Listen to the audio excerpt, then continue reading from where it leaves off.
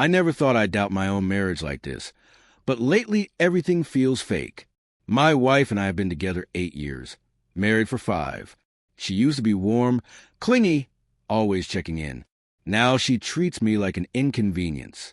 She keeps saying she's finding herself, spending more time out with work friends, coming home exhausted but somehow energized at the same time. She stopped letting me touch her phone.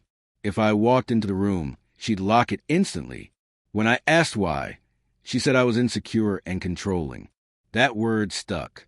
I started questioning myself. Was I, or was something actually wrong? The first real red flag was when she forgot our anniversary. Not just forgot, she booked a team retreat on the same weekend and didn't even apologize. The discovery happened because of our dog. He got sick one afternoon, and I rushed him to the vet using her car. I needed her insurance card from the glove box. While searching, I found a second wallet. Not hers.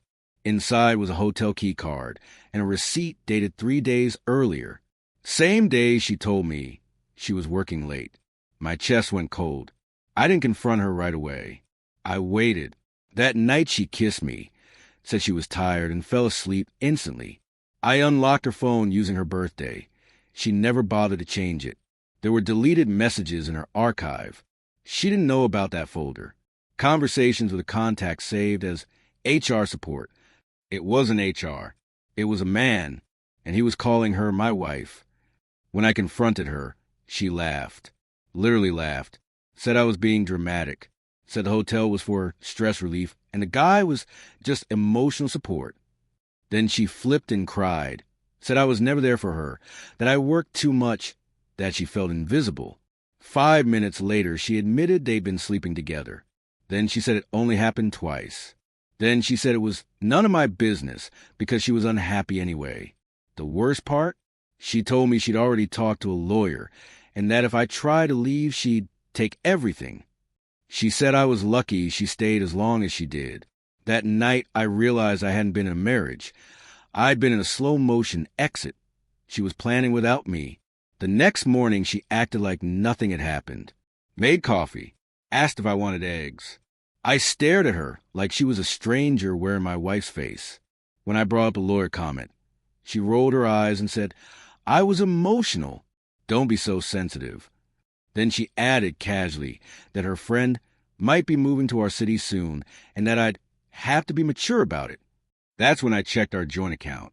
3 large transfers, all to a private savings account in her name. Opened 6 months ago. Another twist. She'd been financially preparing to leave while letting me pay most of the bills. When I asked about it, she said it was self-care money. I started copying statements that night and emailing them to myself. I went to see her work friends.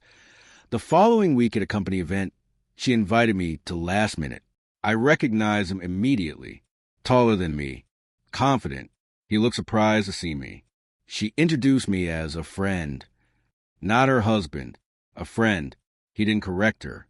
Later, I overheard him telling someone she was almost free.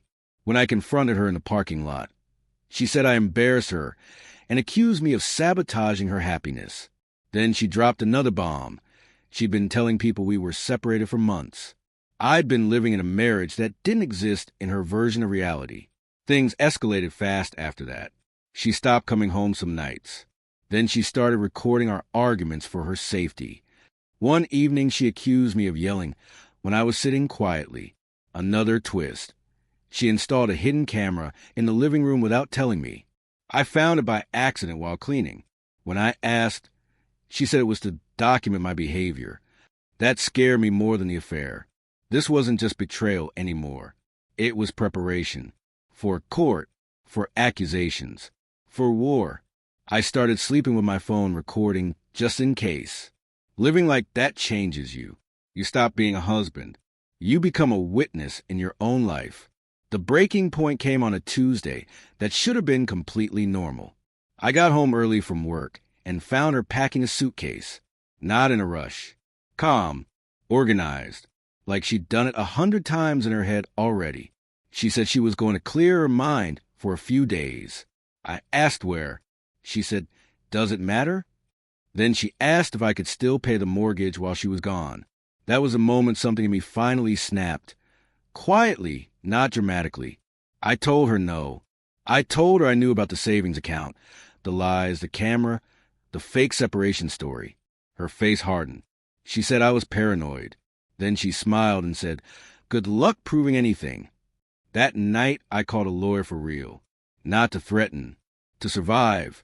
He told me to move half the joint savings immediately, secure my documents, and stop engaging emotionally. I followed every instruction like it was a life manual. Another twist. When she realized I had moved money, she showed up at my office crying, telling my coworkers I was financially abusing her. HR had to escort her out. I was humiliated, furious, terrified. She texted me later saying, "See how easy it is to ruin you?" I stopped replying after that. A week later, I got a message from her lover. I didn't expect that. He said he didn't know she was still living with me, and that she told him I was violent and unstable. He sent screenshots of her messages begging him to save her. They matched the ones she'd sent me years ago when we first started dating. Word for word. Same script. Same victim story. That realization hurt more than the affair. I hadn't been special. I'd been next. The divorce process was brutal but fast. Once her lawyer saw my documentation, finances, recordings, camera photos, messages, her tone changed completely. Suddenly my wife wanted mediation, peace, closure. She said she still cared about me. Then she asked if I'd keep paying her phone bill. I said no. For the first time in years, she had nothing to say. Silence felt powerful. Now I live in a smaller apartment with mismatched furniture and zero anxiety when I unlock my door. Some nights I still replay everything, wondering how I missed it, but mostly I feel relief. I learned that love without respect becomes control, that manipulation often hides behind tears, and that leaving isn't failure. Sometimes it's the first honest thing you do for yourself. The last time I saw her in person was at the courthouse. No drama, no tears. She wore a new dress, looked confident, even smiled at me like we were old friends. She whispered, "You look tired," as if she hadn't spent 2 years draining me. During the hearing, she tried one last twist, claimed she'd sacrificed her career for me, claimed I'd isolated her from friends, claimed she'd been emotionally trapped. The judge barely reacted. My lawyer calmly presented timelines, bank records, messages, and proof of the hidden camera. Watching her story fall apart in real time was surreal, not satisfying, just quiet, like watching a storm dissolve into nothing. After the divorce was finalized, she tried reaching out again, first with apologies, then nostalgia, then anger, then silence, then one last email. "I hope you realize one day that I was the best thing that ever happened to you." I deleted it without opening. I didn't need to read it to know what it said. Closure didn't come from her words. It came from realizing I didn't need them anymore. I stopped wondering if I could have saved us. You can't save something someone is actively burning. Rebuilding wasn't glamorous.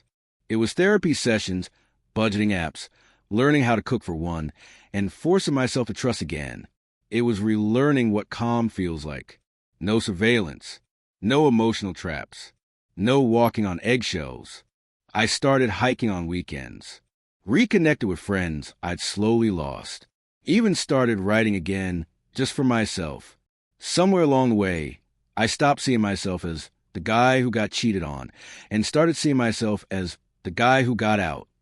So if you're reading this and you're stuck in something that feels confusing, threatening, or constantly unstable, please listen to your instincts.